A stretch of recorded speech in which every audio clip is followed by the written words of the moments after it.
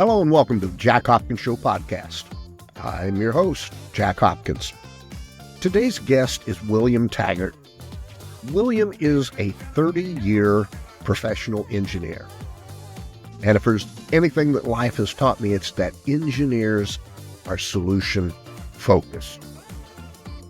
They look at what works and what doesn't work.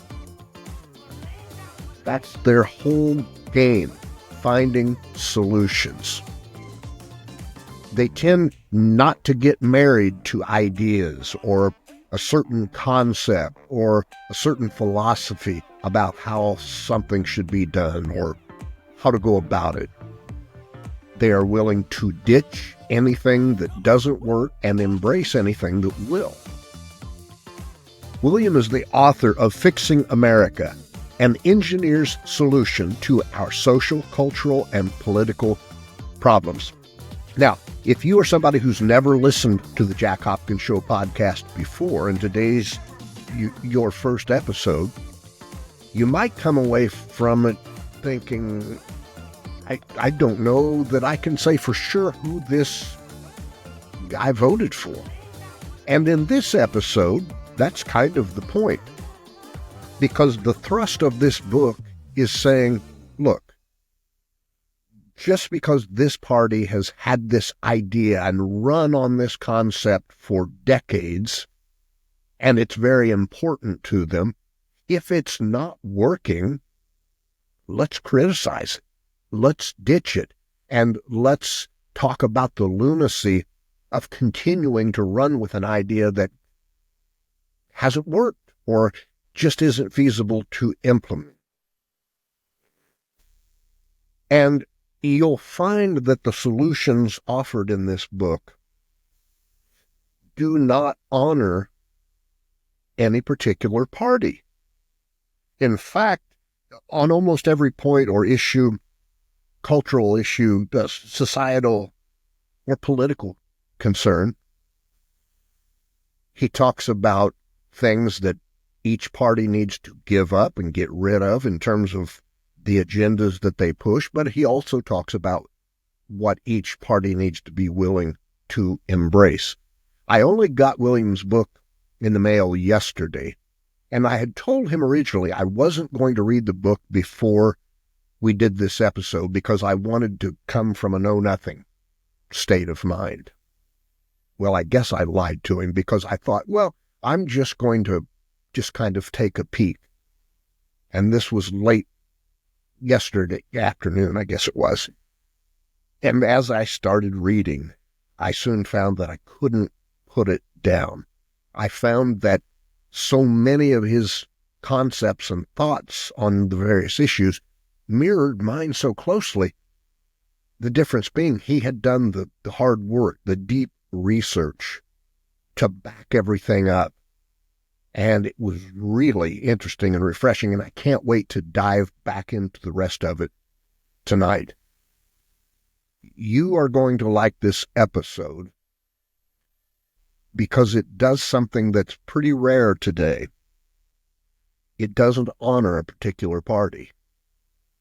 It doesn't have a bias to it, doesn't have a slant to it. It's just an exploration of ideas and concepts. And you may hear me agreeing with some things or nodding to some things in this episode that make you go, what? Jack's agreeing with that? If there's anything I pride myself on, it is always being willing to change my position based on new and better information. And I've got to tell you, there have been some points made in this book that are backed by the data that have altered my thinking on some pretty critical issues. Not that they are not important to me any longer. It's just that how we go about solving them, that is what is a little bit different now. Because somebody has showed me that, hey, you know the way you thought we had to do this? Here are the facts. that way has never worked, and it won't, and here's why. But here's the data on what will. So it's an interesting episode, and if it's one that leaves you scratching your head, that's a good thing, because I've always said the worst type of episode or book that you can read in terms of you learning and growing is one where you agree with everything every step of the way. If it doesn't make you rock back and go, I don't know about this, and force you to think about it in more detail, it may be interesting, but you are probably not growing and learning.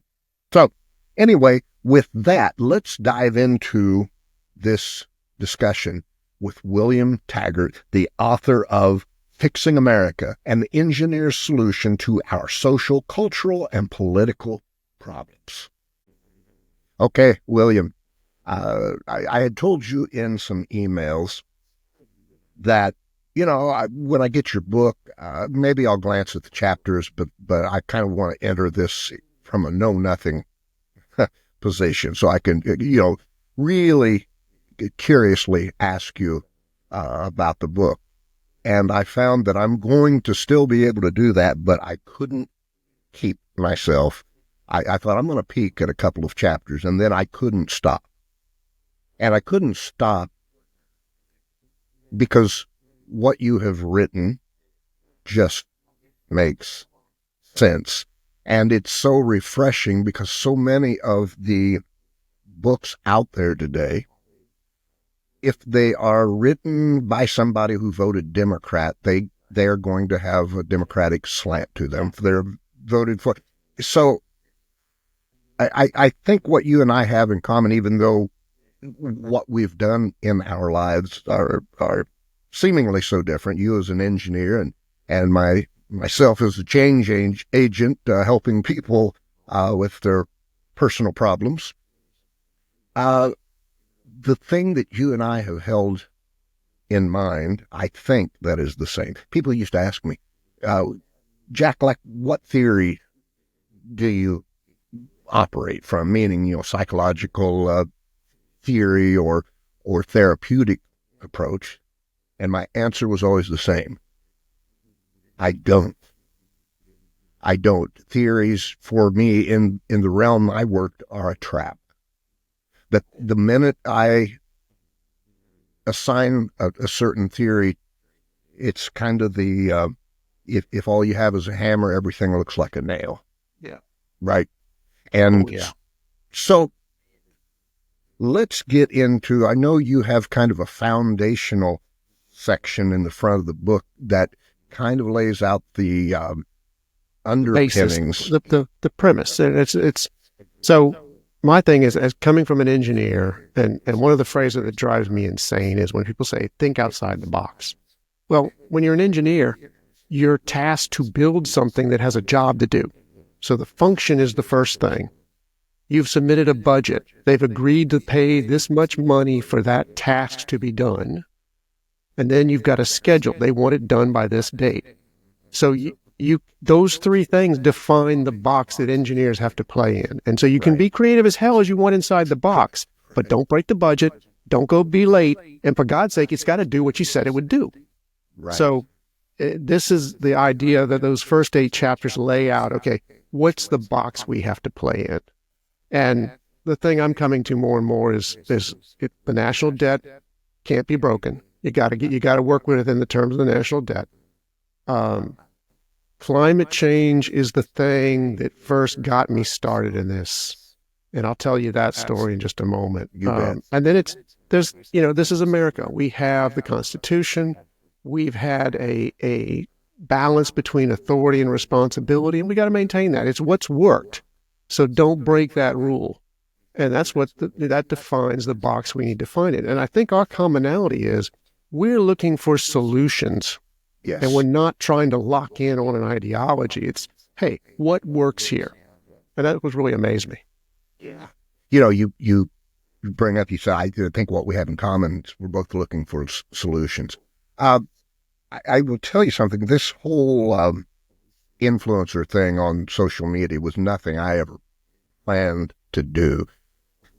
But with it has come facing some responsibilities and obligations that I fear a lot of influencers never recognize. For example, one thing I've discovered at this point is if I want to gain a whole lot more followers, right? All I need to do is fall in step with the democratic idea on everything. And that will assure me that right new followers. But when you think about the term influencer, my responsibility as I see it, if I'm going to be influencing people, I have a duty to influence them in useful ways, not popular ways. Mm-hmm. Right? And sometimes popular, as I'm sure you had running through your head as you were writing this book, what's popular within the party and what works or what's sensible are at odds with one another, at least initially. Yeah. You know what I mean? Yeah. Initially in the acceptance of the idea. They're not at odds with one another in terms of the outcome or that this idea can eventually work. It's just that in that acceptance period. Well, one of the big things I see that's wrong is we've become very tribal. We've Right. become very much, we're in our group, we're in our media bubble, and we don't venture out of it. And one of the things I make in the book is you've got leaders who are saying the other side is evil, they're deranged, they're mad. And as a result, people can talk with other people and make deals where they don't totally view, if they view the other side as intelligent and they can work to find a middle ground. But if you tell the other side, say the other side's insane or deranged, you're not going to talk with them.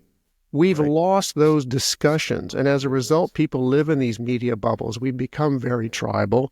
And I think that's the big thing that's killing us right now. Because it's interesting, the book I never set out to write a book. What happened was, in 2020, I was running a big oil and gas project through the worst of COVID. And at the end of that, I realized I've been working straight for 32 years at that point. And I said, I'm done. I'm broken. I've had enough. I got to step away from this. And I stepped back and I had time. And one of the first things is when you're in oil and gas, you're told, we're burning the planet down. Our climate change is a hoax. And I'm like, okay, for my own peace of mind, I need to understand this. And I'm tired of being told what to feel, what to believe. I want to look at the data. Right. So my career was built around two main things. One, I was either running big projects and to get stuff built, and that's part of, you got to learn how to compromise because you got to stay and play within the box, and you got to figure out how to get it done. But the other times, I would be given a problem. It's, hey, this is broken. Find out why, fix it. So when someone says do the research, I've done the research. I've had to go pull all the data, look through all the files, and figure out, okay, what went wrong? Who pulled the wrong valve? What's going on here? So I looked at climate change. I said, okay, let's look at this. And when I got done, there was a point where I went, okay, this is not the answer I expected. In the book, I talk about how I didn't get the answer initially. Once I started looking at population density and other stuff, I began to realize what climate change is. Climate change is real, but we're not burning the planet down. But we do need to make adjustments for it. And once I did that, it led me into immigration. It led me into lots of other topics. And at that point, I turned to my wife. I said, okay, this needs to be a book. And that's when it started to be a book. But I never set out to write a book. It's been a weird path. You said something that is interesting to me because you said climate change is real, but it's not burning the planet down. And what we've talked about previously is this idea that if you accept that climate change is real, you also have to accept that it's burning the planet down. Now, as your research showed, that's not the case. And I think what we see over and over again Right. is when somebody comes in with something that clashes with the narrative, they want to boot them out of the circle. And this is both parties, by the Well, way. but look at what's happening in California. The Democrats are saying these fires are climate change. Well, okay, but you have electrical power lines that started the fire. You have lots of brush and dryness that was left to thing. There was a reservoir that was allowed to drain down.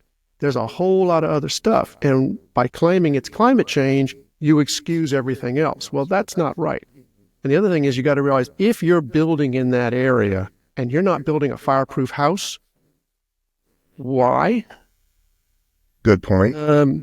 I had two houses flooded from hurricanes. One was in New Orleans, one was in Houston. And my view was when the house in Houston, I was like, okay, I got to raise it up. I got to do something. I got to make it more proof. Sure. Now, because of personal reasons and all that, we ended up just selling the house and being done with it. And the other guy that right behind me, he just rebuilt it as is, flipped it, and sold it. And I'm like, okay, well, if it happens again, that house is still vulnerable. So we really haven't learned from what happened. And that's, I think, the big thing is, but yeah, there's lots going on there where we're using climate change as the excuse. We've cast the oil companies as the primary villain, when I think there's a lot of other factors involved. And as a result, we've kind of created this Hollywood story of climate change, it's killing us, the oil companies are bad, stop fossil fuels, that's all you got to do. And I'm like, no, that's not it. There's a lot more going on there. And that's what worries me is we've taken these simple solutions when every industrial problem I've solved has never had a simple solution to it. I was going to ask you, William, would it be accurate if I said, with almost everything, there are multiple variables involved, and that the inclination or the desire to pick just one and say, this is the problem, and then put all resources behind that, probably is going to lead you astray almost every time. How would you feel about that statement? That's completely it. So I've got I'm speaking at Rotary clubs and at breakfasts. I'm going to talk at a conference in Austin soon. And one of the things I say is, so if you look at 1960 to now, our energy usage has only gone up in the U.S. by about 15% per person, but our population has gone up by 91%. And if you look worldwide, we've gone from 3 billion people in 1960 to 8 billion people now. I mean, that's big. And if you look at that energy usage worldwide, we've had an increase of about 67%. It was very low numbers. Lots of people, we use energy in the U.S. way more than anyone else does, but the world is catching up. And that, combined with the massive increase in population, is the big problem. So if you just focus on carbon dioxide, and we don't talk about population increase, we don't talk about all the trash that we're putting out, we don't talk about all these other issues, I think you're missing the point. Right. And one of the things, I'm ex-oil and gas, so I watch the energy industry a lot. If you shut down drilling, let's say we're going to stop fracking. If you stop fracking, you stop drilling, because new oil wells are not economical unless they're... If you stop drilling, stop fracking, U.S. oil production from the shale fields drops by half in 18 months. You can't build renewables fast enough. You can't build electric vehicles fast enough. Wow. You're looking at creating an energy shortage. And that's why when these people are doing all these crazy protests screaming, stop oil, you can't do that. You will kill people if you do that. So it's got to be a reasonable solution that we need to be working on. How many of the challenges that we are facing that you have looked at do you see stemming from the fact that the untruths are popular things to run on as a politician? That, for example, as we were speaking before we went on air, you were raised Republican, as was I. And while I am a fierce advocate for reducing the number of gun-related deaths in this country, one thing you will never see me post is it's the guns. Yeah. Right? Because that's one area where I have looked at the data. And guns are an easy thing to become fixated on, especially for the Democratic Party, because while a fair number of Democrats own guns, guns weren't necessarily part of the culture in the same way they were for Republicans, who not only own guns, but have had guns in the house for multiple generations. There's a different view about those. So speak to that, not necessarily about the guns, but just on the simplicity factor. Well, that's it. And you've hit on it a good point, because we take a simple solution to complex problems. And that's guns was one of the points where I went into the chapter thinking, oh yeah, we got too many guns on the street. This is ridiculous. And then once I started getting into the data, I'm like, but wait a minute. It's like 0.1% of the guns are used in crimes, while 99.99% are in the hands of people following the law. So how is this going to work? And digging deeper into the data, it really comes down to, we have gun suicides, and that's mental health, poverty, problems like that. And then when you look at the homicides, there's actually a lot of countries in the world that have higher rates of homicide than the U.S. And the thing they all have is higher levels of poverty. And I've come to that point where it's the poverty that drives the crime. And I found that correlation in so many places. And I was watching a special on Lyndon Johnson, and he declared war on poverty in the 1960s. And I hate to tell everybody, but we may have declared war in the 60s on poverty, but we lost. Right. We have not got it resolved. Right. And it has had an amazing impact not only on crime, education, health. In the chapters on healthcare, I look at it and say, okay, overall, we have a 60% diet of fast food, of ultra-processed food, an unhealthy diet. And that's really more focused in the poor than it is in the rich. And as a result, we're getting high levels of obesity, high levels of diabetes in poor people, and they can't afford it. And as a result, it's dragging our healthcare system down. And I think poverty is something that we've got. Either you're going to get serious about it, or we have to accept the fact that it's harming our statistics. Yeah. And it was that digging into the data and really looking at it that forced me to look at things. And yeah, we simplify, we want to do our debates and our policy with 250 character Twitter response, access responses, as I should say. Right. And it just can't do it. Right. All right. I think people underestimate, and I should clarify, I think people who say we need to get rid of the guns. First of all, I don't think most people think about the impossibility of that. It is just not something you could ever do, not in this country. And so often people will point to other countries and what they've done there. And the difference, as I see it, the same gun culture did not exist there. Right. And that, I think, is the box that you talk about. You have to work from inside the box, and our box includes gun culture. Right. And the thing is with the guns, you can't confiscate them. There's too many people that legally own them, that haven't used them for anything bad. And why should you force them to give them up? Right. During the last Trump administration, they had that event in Las Vegas, and the bump stocks were declared illegal. They haven't been able to confiscate any. No. It's held up in the courts. Nobody's turning them in on their own. It just shows me that you're going to have a real hard time confiscating guns. And when you get down to it, if you address the poverty and you address the hate that's being pumped into our culture, which is the cause for most of the mass shootings, then you don't need to take away the guns. Now, we do need common sense gun restrictions. Absolutely. There needs to be a waiting phase. Remember when we used to have to go to buy a car and we'd have to come here's our car. We're going to buy that car. Well, we'll come back in 2 days and actually get it because it takes Right. that long to process the whole Yes. application. Yes. We didn't get the car immediately. Right.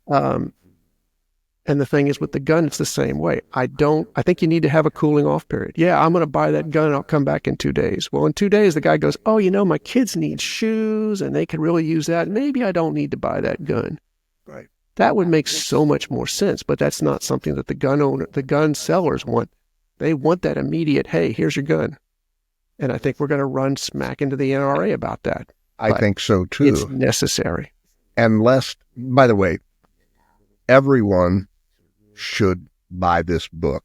If you are interested in reading about real solutions and not just what's popular within your party, but actual solutions that would work, get the book.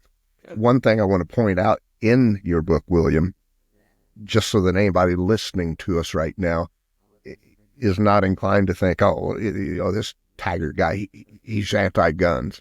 That's not the case at all. One thing you point out that I absolutely agree with, even though I am a gun owner, I don't want to give up my guns, but I agree with this point. You should not be able to carry an assault rifle in public, right? And can you speak to why that is? I think anybody listening probably has their version of why that is, but what was your basis for that? So my thing is, okay, we should have gun ownership. If you want to have concealed carry, that's great, that's fine. But in the 2020 elections and in some other cases, we've seen people with semi-automatic weapons with big magazines walk up, and that the police officers are the ones saying, look, we're outgunned.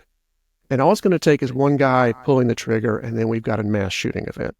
And that just, to me, is insane. So I really don't think you should have, if you have concealed carry, if you're allowed to openly carry pistols, bolt-action rifles, stuff like that, that's fine. But if you can walk up with a semi-automatic weapon with a 30-round, or my gosh, the guy in Las Vegas had 100-round magazines. I mean, that's insane. Right. That is just too much of a potential for an event. Yeah. So we should not allow that. But yeah, I think it's, concealed carry, open carry, that's fine, but not when it's a military grade weapon that can carry 30, 50, 100 rounds. I mean, that's just, we're asking for trouble. We need to be reasonable about that. Right. And on that note, the lethality of high capacity weapons, I did a ride along with a friend of mine a few years back who's a highway patrolman, right? And at that time, he was doing drug interdiction on Interstate 35, where there is a lot of drug activity going on. And I met him at midnight at a truck stop to park my car and get in with him just off of 35. And I had brought along one of my handguns, right? He said, if you want to bring, because we're going to be stopping some hairy people, things can go wrong. So I brought mine, but we were talking in between stops that night. And what we both agreed to very quickly was that if he pulled someone over and they stepped out of the vehicle with a high capacity, high velocity weapon and started firing, we were probably both going to die. Right? He had a shotgun, which was in a mount, which he would have to, it'd take a moment to get it out and then to be able to get out of the car with it, and a sidearm, a handgun, and I had a handgun. Well, if the other person's out of the vehicle before you are, everything they're firing is going to go through every part of that car except the engine block, right? So you spoke to high capacity accessories. Can you talk about that a little bit? Yeah, and in the book, when I lay out some things, and one of it I say is you need a delay period to buy the weapon. We do need like a national concealed gun permit that could be adopted nationally. Because right now, if you've got a concealed gun permit, you don't know what state you're legal in and what state you're illegal in, and that's kind of a ridiculous situation. Right. You know, it should be a national system. These are the national minimum requirements. If you meet this, the permit qualifies for national, and you can go into these other areas and just have a coordination there. Right. But then the other thing is, if 30-round magazines, 150-round magazines, I don't see the need for them. If you need a 30-round magazine to go hunting, you probably need a marksmanship course. You bet. It just, when you look at the mass shooting events, the three common denominators are high velocity rifle, semi-automatic, and big magazine. Well, if you want to go hunting, semi-automatic high velocity is kind of a need to, you're not going to take down an elk with a 22. Right. You'll piss that elk off, but that's about it. Right. So to me, it came down to the high capacity magazine was the thing. If you control that, then it allows people to keep hunting. It allows people to do other stuff. But that was the thing I looked at was, okay, let's restrict the high capacity magazines. Saying we're going to ban assault weapons makes no sense because then, what's a hunting rifle? Is it an assault weapon or is it not? It's a question there of what is the true technical definition that you're going to ban. And I thought the magazine was the easiest solution. I think so too, because look, any weapon can become an assault weapon, right? I have one of my handguns is a Glock handgun, a 9mm Glock, and the capacity of the weapon as it comes is 7 if you include one in the chamber, right? It's one of the smaller versions, single stack, doesn't have the double magazine. They market and sell, right? I can load up as many as 30.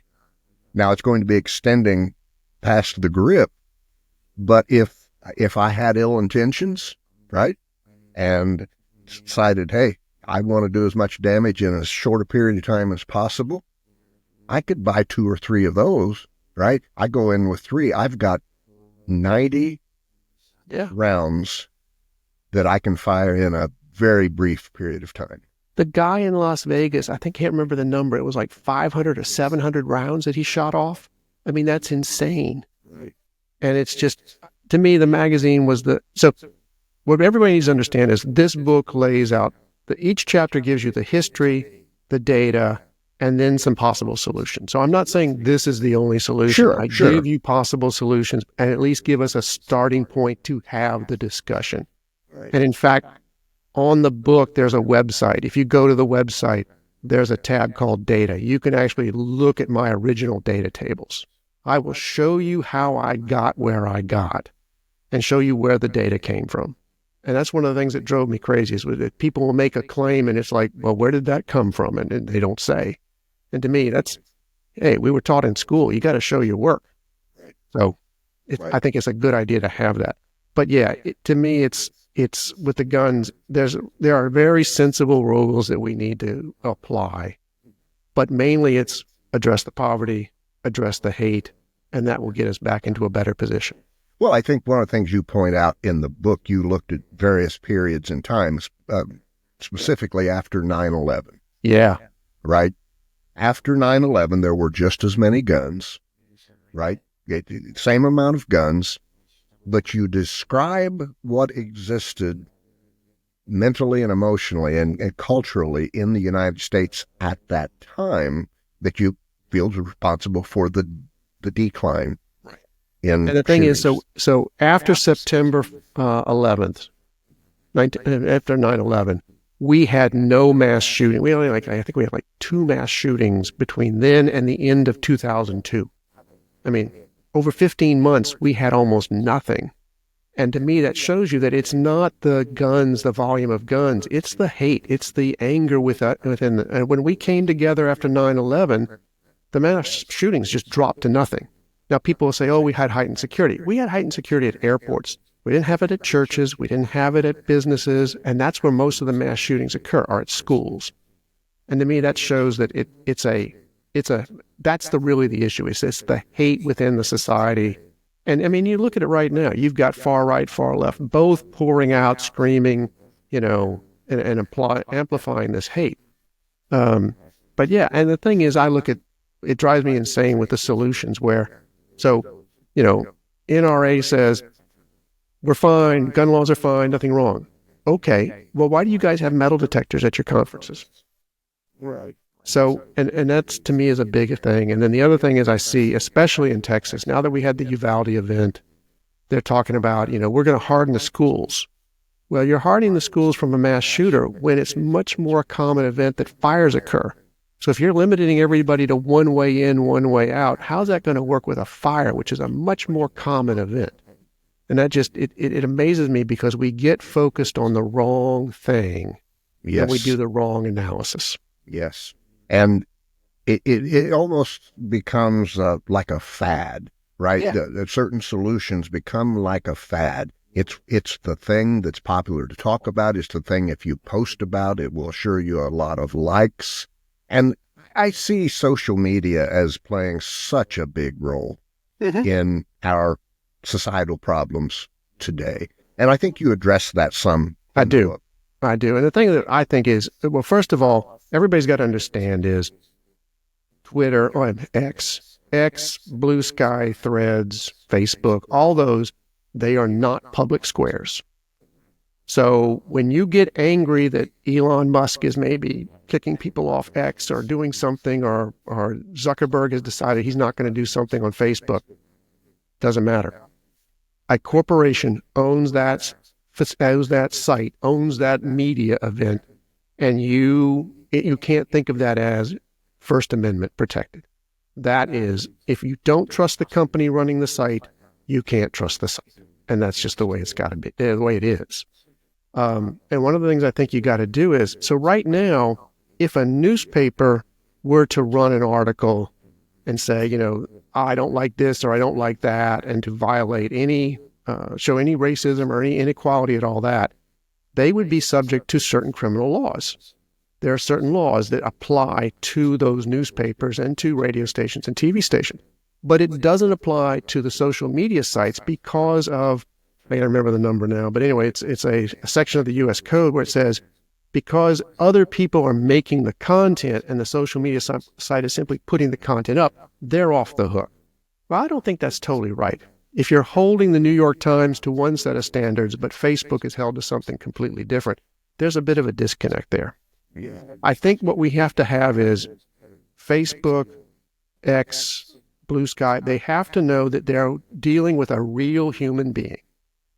I mean, we've had bots, we've had all kinds of crazy stuff. That I think you got to control. Sure. And you got to set it up where if somebody posts something that essentially is just propaganda and someone else flags it, the media site has to check and go, yeah, that is propaganda. We need to take it down. And by the way, the cost of that effort should be applied to the person who put it up. There should be a penalty. Anyway, I'm not going to get too far into the details of that, but I think around social media, there is stuff that we need to do. And while people will say, oh, it's not covered under the Constitution, the Constitution is over 240 years old? Getting close to that? Yeah, it'll be 240 in 2028. And I'm sorry, I don't think they thought about this when they wrote it. No.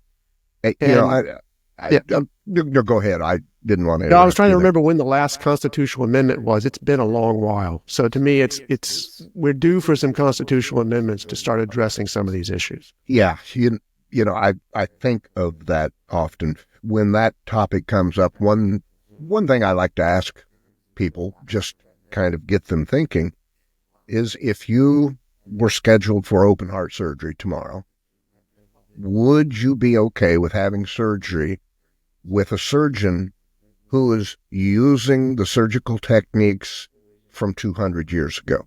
Yeah. Well, of course not, right?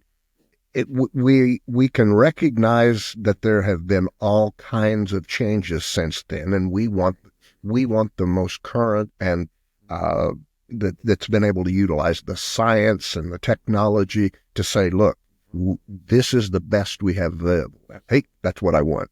Yeah. But we for some reason, we don't apply that same thinking when we think about the Constitution.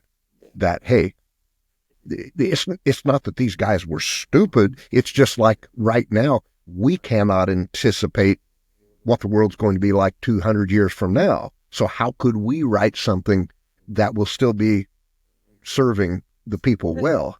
And the thing is, so the Constitution was extremely well written, and it was extremely well thought out. You bet. But the thing is, we have allowed the separation of powers to shift. Congress used to have much more authority, much more power. I saw some memes where there was like, oh, Trump ran up this much debt and Biden ran up that much debt. I'm like, no, the Congress ran up the debt. The Congress controls the purse. We've let Congress off the hook. And I think the big problem we're seeing is that we've gotten rid of the moderates. There are no moderates left in Congress. There's nobody who's sitting there going, trying to make a deal, trying to work it out, trying to get us back to a balanced budget. I mean, that's what we're missing. Right. We've allowed the Republican Party to go farther to the right. The Democratic Party's gone farther to the left, and everybody in the middle has been left out in the cold. And that was the thing about my book and talking to a lot of people. I'm talking to those moderates. Those moderates are coming up and talking to me going, I love your book. Now, can you just tell me how to get it done? And I'm like, we got to start electing moderates to Congress. No. I know a couple of former congressmen personally, and love them both to death. And they are currently still making wonderful, in fact, probably bigger contributions to the nation out of Congress. But I would describe both of them as moderates. And they are no longer in Congress, right? There's no space for a moderate today. When you look at the other people in Congress, they don't want moderates in working around them. They gum things up. They slow things down. They want extremists, for lack of better word. Somebody who just will parrot. I can tell you've got some thoughts on that. Go ahead. And I think on the Trump side, we're seeing Trump as a potential dictator. But watching Biden rule, I was seeing a lot of the same thing. We have ceded too much power to the presidency. And I hate to say it, I actually think we need to have a president fully indicted and impeached, just so that we can have that event and get past it. Andrew Johnson, Lincoln's vice president, who became president after he was assassinated, they didn't impeach him by one vote. And the guy who cast the vote said he didn't want to be the guy to be the first one to cause a president to be impeached. That line was so feared to cross that the guy said, no, I'm not going to impeach him. And Andrew Johnson was probably one of the people who most deserved to be impeached. But that didn't happen. And I think that's the same thing, is we just don't want to cross that line. And until we do, the presidency has become too powerful. It's become too immune. I mean, I'm very concerned about the Supreme Court decisions where we've given the president even more immunity. Boy, yeah, you and me both. I've often thought, I have nothing to back this up, it's speculative, of course, but I've often thought, had Nixon have served 18 months in prison rather than being pardoned, I'm not sure that Trump would have happened in the way that he did, if at all. I don't know that he would have even wanted to run if we had that precedent. Yeah. I think we should have a policy where when a president finishes his term, he has to go before Congress in a trial to be, to have his record reviewed and see, did you break any laws? If so, we're sending you to jail. Right. I mean, that would be a great event. That would be like a closeout event. But instead, we say, okay, go build your library somewhere and have fun, and we're letting you off the hook. And it's that's wrong. On that note, you share something very similar in your book that I agree with 100%. when it comes to solutions for some of the gun issues that we face. And it's pretty simple. Make the owner of the gun criminally responsible for what happens with that gun. End of story. Yeah. You know, that, look, I know as a gun owner, just knowing that, look, no matter what, whatever happens with this tool, somebody does with it, you are responsible. That shifts your thinking very quickly, right? Well, but think about it. If your son steals your car, or well, it's not steal, but he takes the keys and he goes out on a joyride or something, and he has an accident, your insurance is on the hook. Oh, yeah. You loan the car to somebody, your insurance is still on the hook. Right. So how do we let a gun be different? That's the interesting thing. And one of the things, so we don't register guns in this country. It's only voluntarily. And that's fine. But the thing is, you look at cars, 95% of America's cars are registered and tracked.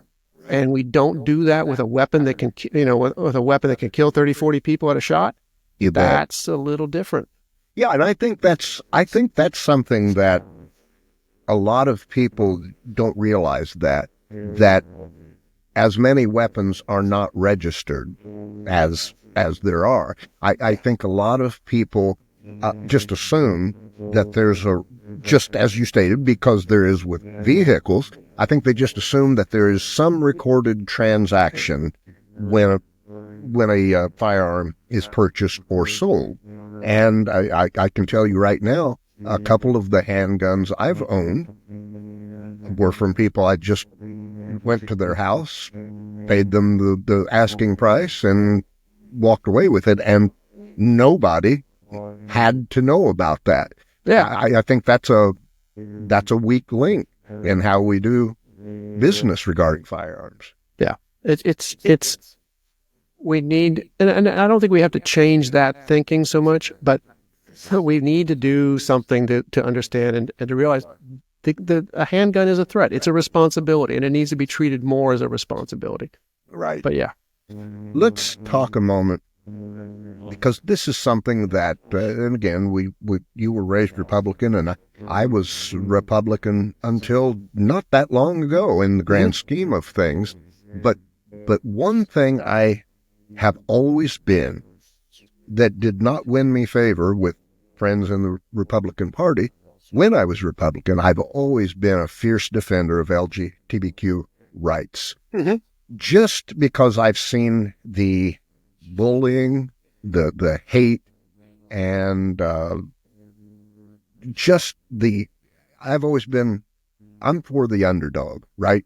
Look, if you aren't doing anything wrong, if you are just trying to live your life, and somebody is screwing with you just for that, count on me being there to back you up.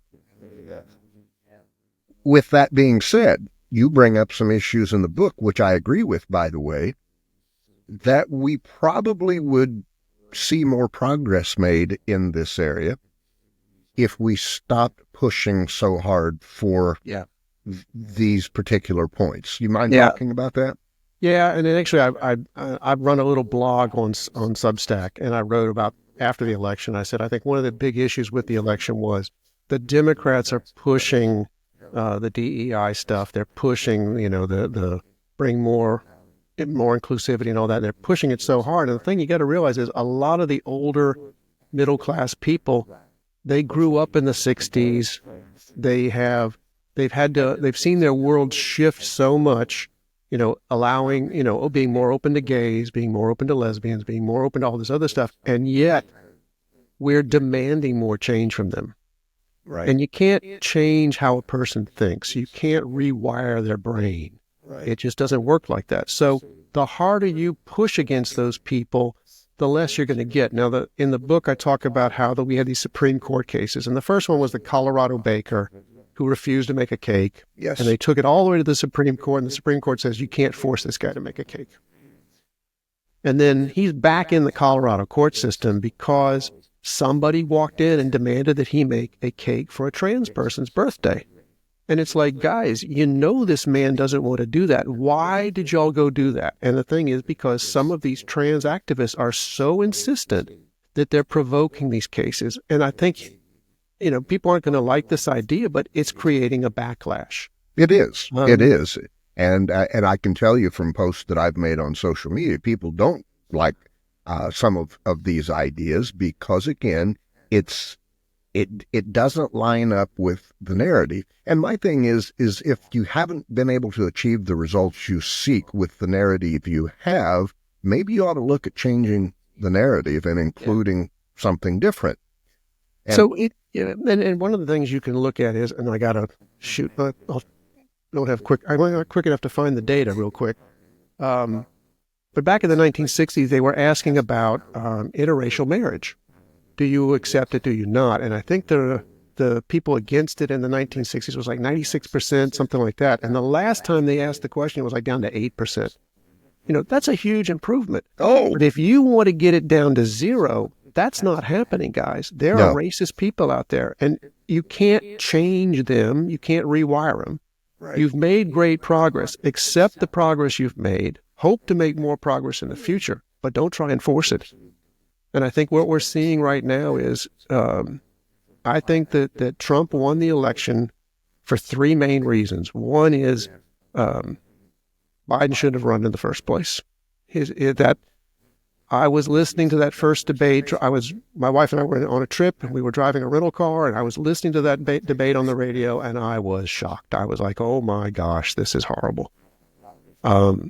And I think that was a huge deal. The other thing is the Democrats are all proclaiming Biden was the next FDR. Oh, he did so much. He did so much great stuff. He passed a couple infrastructure bills, all of which were either funded with deficit funding or with future tax cuts when we're $36 trillion in debt. That's not good, guys. Right. And then the third thing was they kept pushing the DEI. They kept pushing we're going to be more inclusive. We're going to give more stuff to these people, more stuff to those people. And it's like, you know what? The middle class said, no, thank you. Right. I think that was the big thing. The middle class came out and voted and said, we want the border fixed.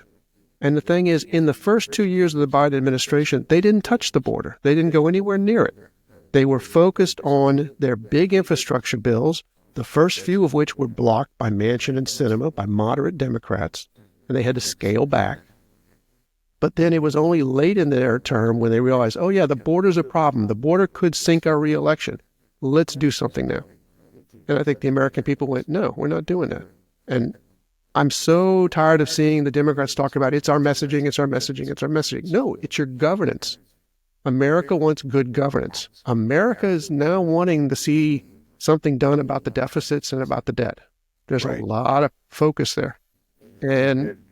But neither party is addressing that. No. I recently wrote about this to some extent in an article that I wrote for my newsletter.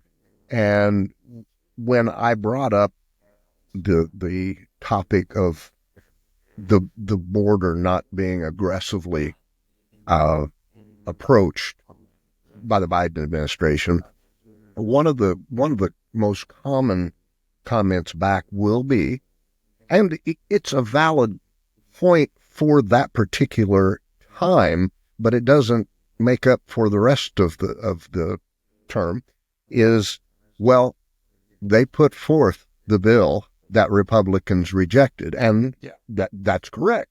But what were we doing prior to that? Right. What did we do after that?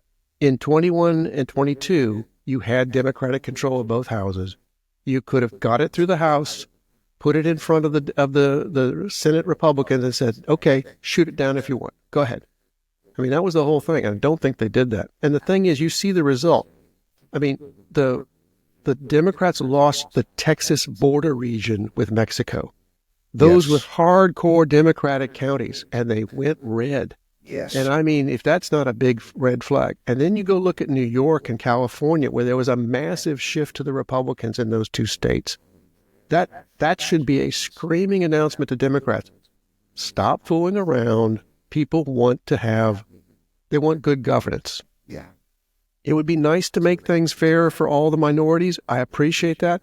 But the thing is, don't allow it to be unfair for the minority, but don't push it too far the other way. People want the cities to function. Well, I think you address this in various ways in the book. The way I so often think about it, if you are thinking from the position of somebody who, while it's a very ambiguous term, but somebody who's an independent, or somebody who's an undecided, somebody whose vote you might be able to win over, right? Looking at it through their lens and through their eyes, they look at the percentage some of these populations make up of the entire United States, correct? Mm-hmm. So if you look, and I do remember you addressing this in the book, I think the number of transgender people in the United States, I think it was less than, it was 1%. Like 0.6%. Well, but Jack, we don't know. That's the problem. Right. No. So I recently wrote about it, and I think I used a figure of like 1.2, but I also think I addressed that it could be more just because we don't know. I guess my point being this: let's just assume it's 10%, right? Let's just really ramp it up. If you are somebody on the fence just before the election, and most of the noise that you are seeing and hearing on social media is about the issues surrounding transgender rights, in your mind, you're going, okay, look, I've got no problem with transgender people, but they are 10% of the entire population. I don't hear you spending as much time talking about the issues that impact everybody. Yeah. Right? Yeah. And so the point I make in this newsletter article is this: undecideds don't necessarily look to the politicians and what they are consistently bringing up in their rallies and their speeches, without knowing that they are also constantly monitoring the posts on social media and looking at what's the most prevalent topic that's being addressed on social media. And then they unconsciously assign that to the candidate, right? And the entire party. And they say, look, this is a party that only cares about transgender people in restrooms, right? And they feel left out because they don't hear the discussion that applies to everybody. How off am I on that?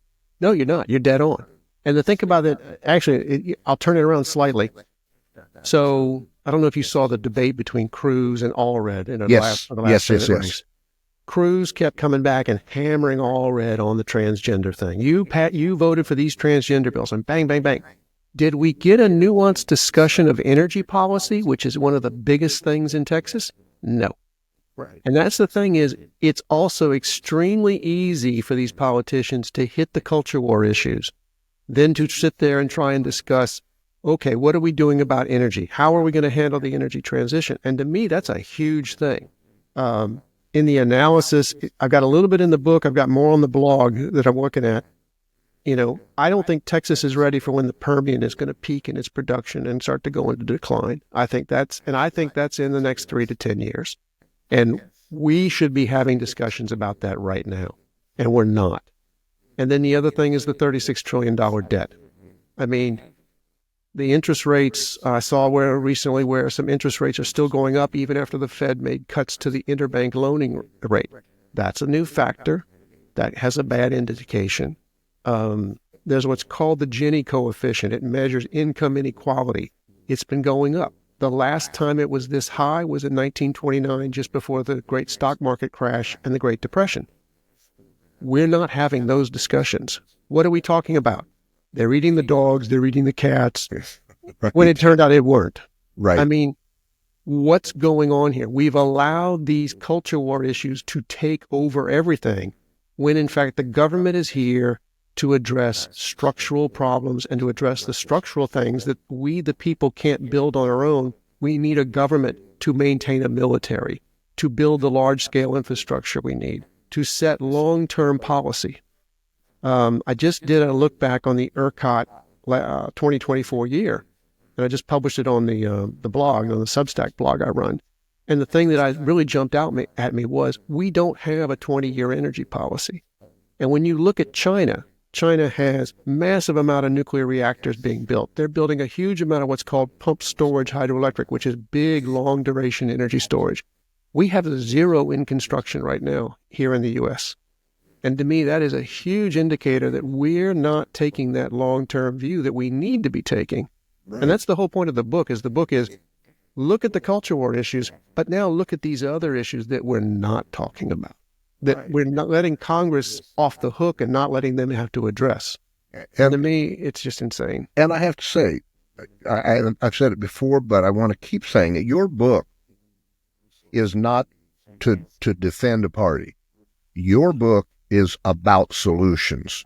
You talk about both parties. You criticize both parties. You praise both parties it's about solutions. And that is, I think that's where social media has really amplified the problem, because it has, not only has it, we always hear about creating division, but I think the bigger issue is the intensity that it generates on either side of that line. We've always had division, but now the level of angst and hate and frustration, there's a big shift in the emotional aspect of our division. And not only that, but to me, social media really provides a means for third parties, for foreign actors to go and, drop a little bit of vitriol in here and put a little bit of hate over there, and you can just pin that thing up. We know the Russians did that in 2016. We don't know what it's been done in the last election. And that's, to me, is why, because that's where, if you allow bots and you allow people to be in social media and you don't know whether they're actually in China or in St. Petersburg, Russia, or in Macedonia, then, some guy claims to be your next door neighbor and he's actually somewhere far on the far side of the world. You don't know. So how do you trust that voice? And to me, it comes back to, and I think it was you were talking about earlier about how you wanted to be a real voice, a trusted voice. Trusted voices are what we need right now, and we've lost them. Right. I mean, you and I grew up with Walter Cronkite. Absolutely. And we knew that if he was saying, we felt at least that if he was saying it, we could rely on it. Right. Well, who do we rely on now? I mean, we're getting these media bubbles. We have the people that go on the left and people that go on the right, and they've become very loyal and very tight with that group, but you're not hearing from the other side. And I think we've lost the trusted voices in the middle. I agree. And I think I've always felt like, and we'll never know, but I've always felt like that Walter Cronkite had enough integrity that had the producers have come to him and said, here's the angle we are going to run with this. This is the approach we need you to take. I think he had enough integrity. He would have refused, and at the extreme end of things, he would have resigned. We don't have that kind of commitment in journalism any longer. I don't think, not as a whole. Well, the whole semantic lawsuit brought out so much about Fox News, where they were like, oh my God, this is crazy, but we're going to run with it anyway. Right. It's like, that's insane. Yeah. I mean, you have to have that ability to have a trusted voice. And that's one of the things I look at is there's a chapter on fake news where I say, okay, you need a way to challenge the news companies on stories, but the news companies also need a way to challenge the government as well. And you got to have that balance, and we've lost it. Yeah. But yeah, we need that. I think something too, and I think you can appreciate this as an engineer. I think we need a much greater willingness to admit when we are wrong. Yeah. To admit, for example, people ask me, all the time, not as much as they did when I first made the shift to Democratic Party, to at least in terms of voting and support. People say, "How did you do that after so long of being a Republican?" First of all, I had to be willing to admit that the guy I had voted for in 2016 was in error, that I had not done due diligence. I had to accept some things about myself and my decision that aren't pleasant. They're not, you don't get excited about them. But at the end of the day, to me, it's just how you live. If you realize you've made a mistake, correct it. Yeah. Rather than doubling down, which is what so many of these other people do now. And that's the thing where, and one of the things that drives me insane is, and we have an event in some city or in some state, and they go to the president and go, "What do you think of that?" And the president should go, "That's the governor's job, not mine." Right. Just say that. That would be fine if we could accept that. Yes. You've got your wheelhouse, stay in it. Yes. But we don't do that. We're demanding that Hollywood actors give us opinions on political situations worldwide. It's like, wait a minute, what do they know? Have they really looked at the detail on that? Right. Because it's hard. Right. And that was the book. The book was a 3-year effort of research. And there were chapters where I went into it and I went, the solution's got to be over there. And I ended up way the hell over there. And I'm going, how did I get here? That wasn't what I expected. It's looking at the data, looking at the facts. It drives you sometimes in a direction you don't expect. And if you can't accept that and you rather try to fit the facts to your view and hold on to your view, you've made a huge mistake. And I see a lot of people doing that. Yeah. Oh, did you hear the funny story? The flat earthers sent a delegation down to Antarctica, because if you can have the 24-hour sun, then the earth can't be flat. So a group of flat earthers with some scientists went to Antarctica and they saw the 24-hour sun. The sun stayed up for 24 hours because Antarctica is on the edge and all that. And the flat earther emails back to the other group, "Oh, I guess we were wrong." And I'm like, that is the moment. Yeah, right? Because they've got some really slick video. One of the slides I showed in my presentation was, I said, look, you can look at these slick videos that the flat earthers have done, and at the same time, you can watch a live feed from the International Space Station. And to me, that showed the insanity of YouTube, of what, we could be blatantly lied to, and then we could look at the truth. And how do you tell the difference? You've got to make your choice there. And having been immersed in the field of psychology and human behavior my entire life, I'm fascinated by how easily our perceptual filters are fooled, right? And I'm also continuously fascinated by, even though I know so much of this stuff, how easily I can still be fooled, right? And I, just out of curiosity, I thought, I'm going to watch some of these flat earther videos, right? And I have to tell you, there were a couple where I chuckled in the middle, because I realized that if I was watching that and not really being on my toes and asking questions internally about what I was watching as I was watching it, I might have been able to be swayed to at least question my previous assumptions, right?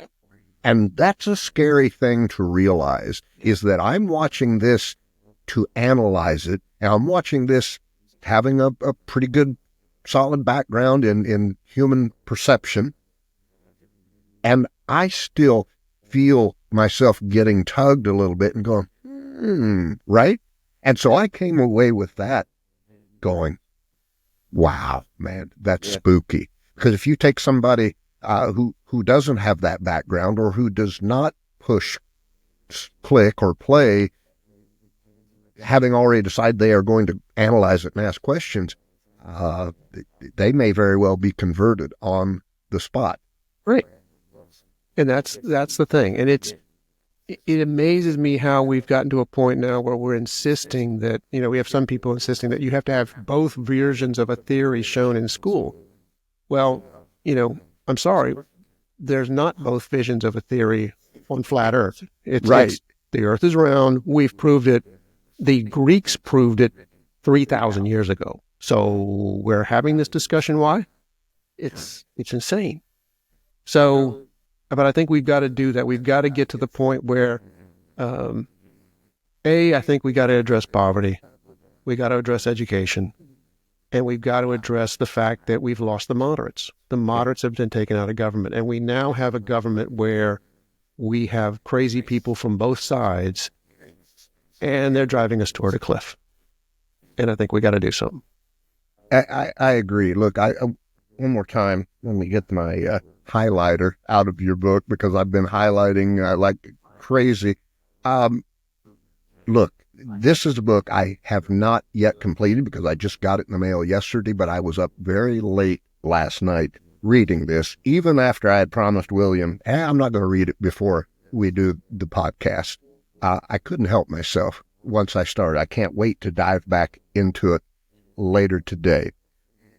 If you are thinking, I wonder if that's something that would be useful in expanding my knowledge and helping me clarify how I think about the solutions to the problems our country is facing, buy the book.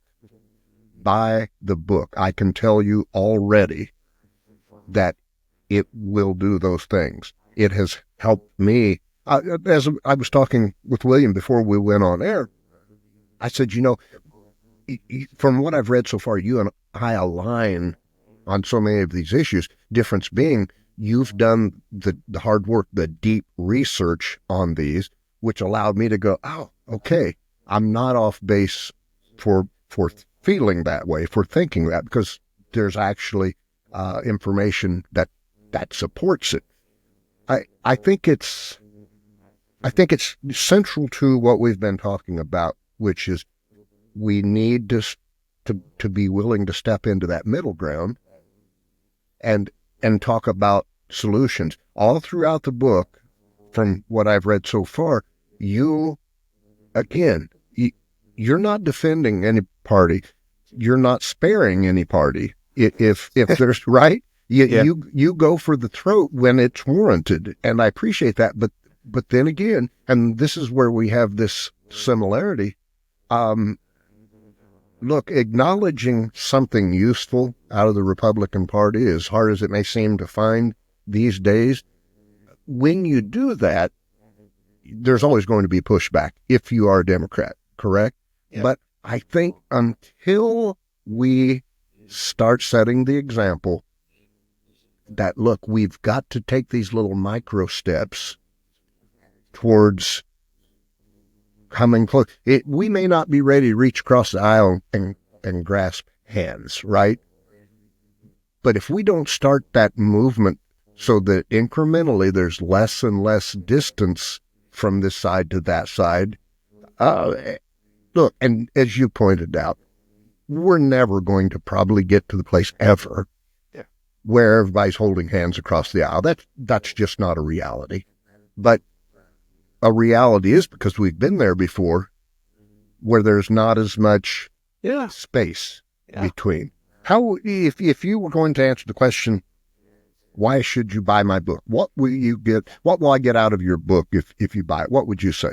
I would say that the book, because it's written not from either party's policy or dogma, but it's written from find the history, find the data, present it, and say, okay, here are some solutions. It makes you more educated on every one of these topics so that you can be more educated to discuss that topic with other people. It gives you the foundation so that you understand where our taxes are at, where is our debt, where did it come from, why do we have these laws, where did Social Security come from? Social Security is in trouble right now because when it started, it was 8 workers to 1 retiree. We're now to 3 workers per 1 retiree, and that's why we're starting to have problems. That ratio has changed. The demographics have changed, and that's what we need to understand. And will that, I've never done the math or taken it that far, but at some point, would there be an inverse of that where it flips, where you've got more retirees than workers, or do you have they're projecting it'll get down to 2 workers per retiree in, I think, in the 2030s. I can't remember the exact year, but yeah, it's going to keep going lower. One of the things that shocked me was the gig economy. 36% of our jobs are now gig economy guys, where they don't work for a company. They don't have that 2,000-hour work week, a year working job, 40-hour a week job. And the very fundamentals of being a middle class or lower class worker have changed in ways that I don't think we've fully gotten our minds around. So yeah, but yeah, Listen, the book is to help you understand the issues that we're about to be facing. I can't recommend the book enough. Fixing America, an Engineer's Solution to Our Social, Cultural, and Political Problems by William Taggart IV. William, I am so glad that you were on today. I've learned a lot. I had learned a lot from you before we even spoke, just from reading your book, and I understand that I'm going to be learning a lot more soon. I would like to have you back on sometime, because I think what would be fun is to just say, okay, let's pick one slice of this book and let's talk it to death. And there are so many issues in there we could do that. There will be one chapter that will jump out at you, that will grab you and make you question what you believe. Pick that chapter, Jack, and I'm happy to come back anytime you want. Fantastic. Hey, you're a sharp guy. I appreciate you bringing the frame of reference you use for thinking about the world to the public, because it is a frame of reference we desperately need right now. Great. Thank you. I'll talk to you again soon. Thank you, Jack. Take care.